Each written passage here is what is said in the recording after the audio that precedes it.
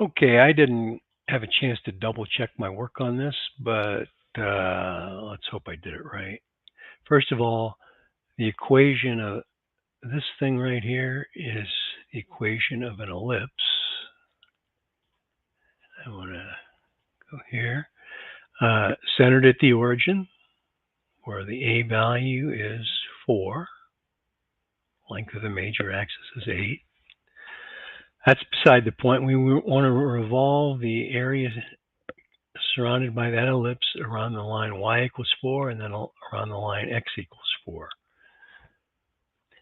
Okay, so the key is if we solve this equation for y, we get this. That's actually the top half of that ellipse, and y equals the negative square root of 16 minus x squared over 4 is the bottom half of that ellipse.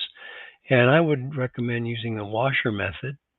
So when you use the washer method, we want our typical washers to be perpendicular to the axis of revolution. Then it's outer radius squared minus inner radius squared. So 4 minus the y coordinate of this point, which is minus the square root of 16 minus x squared over 4, becomes 4 plus that, the quantity squared. There's the outer radius squared minus the inner radius squared multiplied by pi.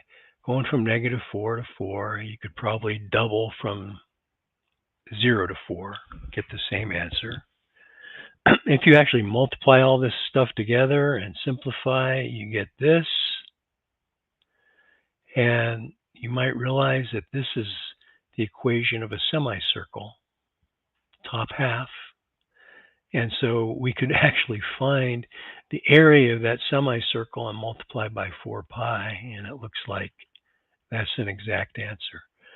If you're going to revolve about the line x equals 4, I'd use the same equations for the top and bottom half of the ellipse, but I would use the shell method. So there our shells are parallel to the axis of revolution, and we take 2 pi times the height of the shell, which is square root of 16 minus x squared over 4 minus a negative square root of 16 minus x squared over 4 gives you that.